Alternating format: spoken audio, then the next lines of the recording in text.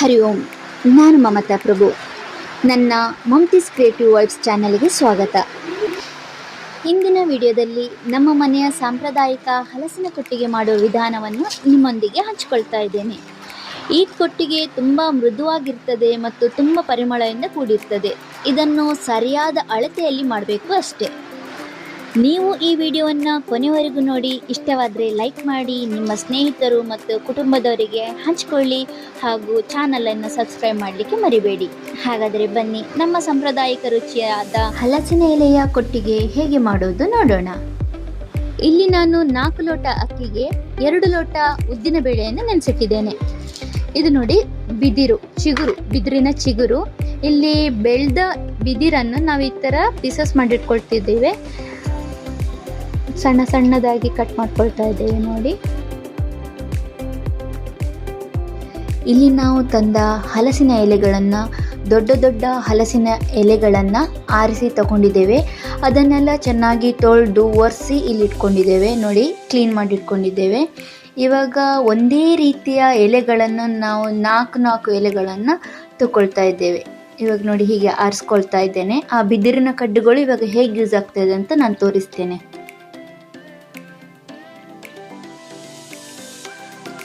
ಇಲ್ಲಿ ನೋಡಿ, ನಾನು 2 ಎಲೆಗಳನ್ನು ಈ ಥರ ಜೋಡಿಸಿಬಿಟ್ಟು ಅದಕ್ಕೆ ಜಾಯಿಂಟ್ ಮಾಡಲಿಕ್ಕೆ ನಾನು ಈ ಬಿದಿರಿನ ಕಡ್ಡಿಗಳನ್ನು ಹಾಕ್ತಾ ಇದ್ದೇನೆ ನೋಡಿ. ಈ ಥರ ಹಾಕಿದ್ದೇನೆ.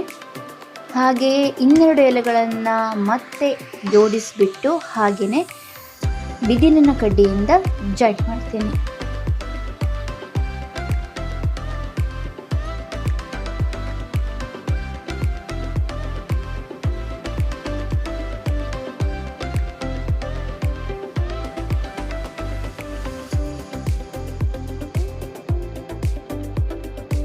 ಇದು ಕರೆಕ್ಟಾಗಿ ಪ್ಲಸ್ ಟೈಪಲ್ಲಿ ಇರಬೇಕು, ಸ್ವಲ್ಪನೂ ಆಚೀಚೆ ಆಗಬಾರ್ದು ನೋಡಿ. ಇದು ಹೀಗೆ ರೆಡಿ ಮಾಡಿ ಇಟ್ಕೋಬೇಕು.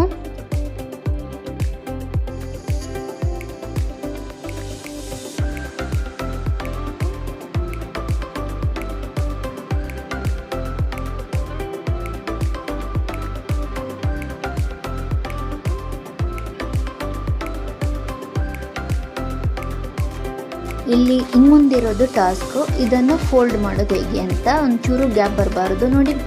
ಇಲ್ಲಿ ನಾನು ಬೆಂಡ್ ಮಾಡಬೇಕಾದ್ರೆ ಸ್ವಲ್ಪ ಒಳಗಿಂದ ಸ್ವಲ್ಪ ಬೆಂಡ್ ಮಾಡಿಸಿ ಓವರಾಗಿ ಇಟ್ಕೊಂಡು ಮತ್ತೆ ಬೆಂಡ್ ಮಾಡ್ತಾ ಇದ್ದೇನೆ.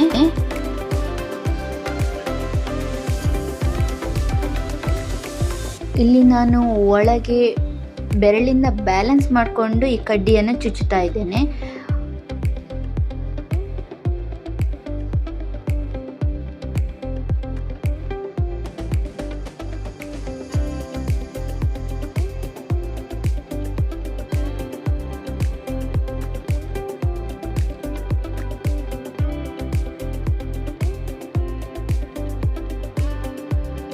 ಹೀಗೆ 4 ಸೈಡ್ ಕೂಡ ಸ್ವಲ್ಪ ಒಳಗಿಂದ ಬೆಂಡ್ ಮಾಡಿ ಮತ್ತೆ ಮೇಲೆ ಓವರ್ ಲ್ಯಾಪ್ ಮಾಡಿಕೊಂಡು ಈ ಥರ ಕಡ್ಡಿಯನ್ನು ಚುಚ್ಕೋಬೇಕು. ಕೆಳಗಿನ ಕಡ್ಡಿ ಮೇಲ್ ತನಕ ಹೋಗಬೇಕು. ಇಲ್ಲ ಅಂತ ಹೇಳಿದರೆ ಮೇಲೆ ಒಂದು ಕಡ್ಡಿ ಕೆಳಗೊಂದು ಕಡ್ಡಿ ಅಂತೇಳಿ ಚುಚ್ಚಿ ಜಾಯಿಂಟ್ ಮಾಡ್ಬೋದು.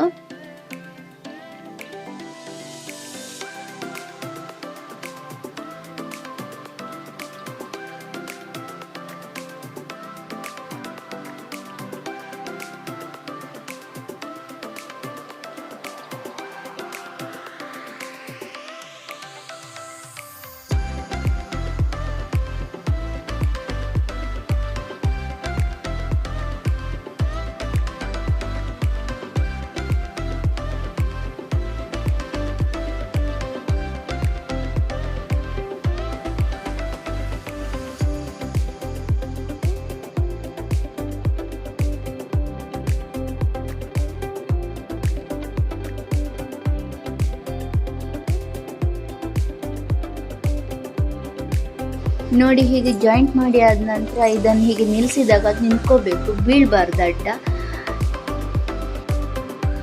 ಮತ್ತು ಹಾಗೆಯೇ ಇದರೊಳಗೆ ತೂತು ಇರೋದಾಗಿ ನೋಡ್ಕೋಬೇಕು, ಇಲ್ಲಾಂದರೆ ಹಿಟ್ಟೆಲ್ಲ ಹೊರಗೆ ಹೋಗುತ್ತೆ ನೋಡಿ. ಇವಾಗ ಹೀಗೆ ಲೈಟಿಗೆ ಹಿಟ್ಟು ನೋಡಿದಾಗ ನಮಗೆ ತೂತು ಕಾಣಿಸ್ಕೋಬಾರ್ದು. ದಟ್ ಮೀನ್ ಇದು ಕರೆಕ್ಟ್ ಆಗಿದೆ ಅಂತ ಅರ್ಥ. ಇಲ್ಲಿ ನಾನು 5-6 ಕೊಟ್ಟಿಗೆಗಳನ್ನು ರೆಡಿ ಮಾಡಿಕೊಂಡಿದ್ದೇನೆ.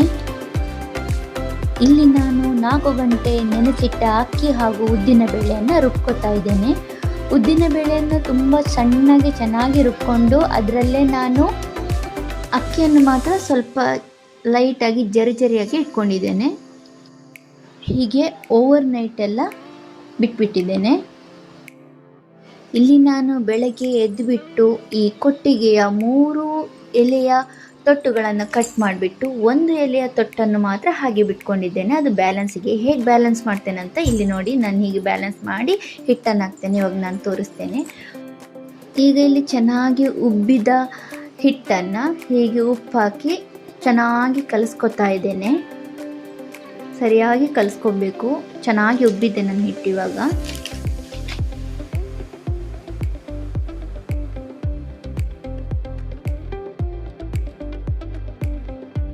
ನಂತರ ಈ ರೀತಿ ಎಲೆಯನ್ನು ಬೆಂಡ್ ಮಾಡಿಕೊಂಡು ನಾನಿವಾಗ ಹಿಟ್ಟನ್ನು ಒಳಗೆ ಹಾಕ್ತಾ ಇದ್ದೇನೆ ನೋಡಿ. ಈ ರೀತಿ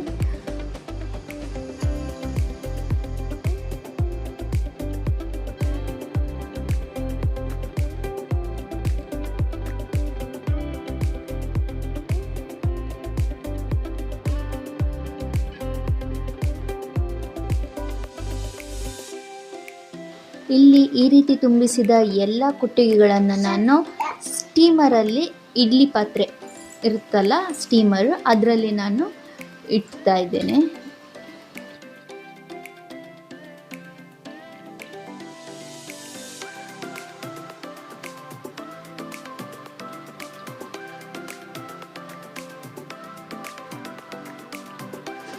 ಇಲ್ಲಿ ಈ ರೀತಿ ನಾನು ಎಲ್ಲವನ್ನು ಅರೇಂಜ್ ಮಾಡ್ಕೊಂಡಿದ್ದೇನೆ ನೀಟಾಗಿ.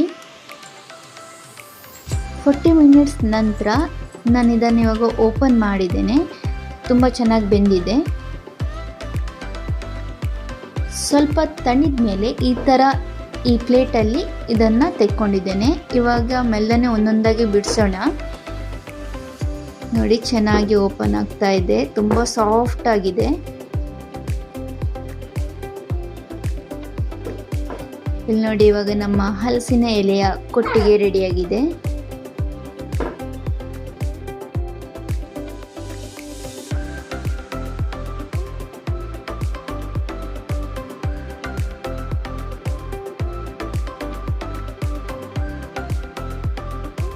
ಇದರ ಜೊತೆಗೆ ಕಾಂಬಿನೇಷನ್ ಆಗಿ ಇಡ್ಲಿ ಸಾಂಬಾರ್, ಅಂದರೆ ಇಡ್ಲಿಯ ಸಾಂಬಾರು ಇರುತ್ತಲ್ಲ ಅದು, ಅಥವಾ ಟೊಮೆಟೊ ಸಾರು, ಅಥವಾ ಕೆಂಪು ಚಟ್ನಿ, ತುಂಬ ಒಳ್ಳೆ ಕಾಂಬಿನೇಷನ್. ನಾವು ಈ ರೀತಿ ಕೊಟ್ಟಿಗೆ ಮಾಡೋದ್ರಿಂದ ತುಂಬ ಟೇಸ್ಟ್ ಆ್ಯಂಡ್ ಸಾಫ್ಟ್ ಆಗಿರ್ತದೆ. ಇಡ್ಲಿಗಿಂತ ತುಂಬ ಸಾಫ್ಟ್ ಆಗಿರ್ತದೆ. ಅಲ್ಲದೆ ನಮಗೆ ಇಡ್ಲಿ ತಟ್ಟೆಗಳನ್ನು ತೊಳೆಯೋ ಅವಶ್ಯಕತೆಯೂ ಇರುವುದಿಲ್ಲ. ಇಲ್ಲಿ ಇವಾಗ ಹಲಸಿನ ಎಲೆಯ ಕೊಟ್ಟಿಗೆ ರೆಡಿಯಾಗಿದೆ. ಬನ್ನಿ ಟೇಸ್ಟ್ ಮಾಡುವ. ಸೂಪರ್.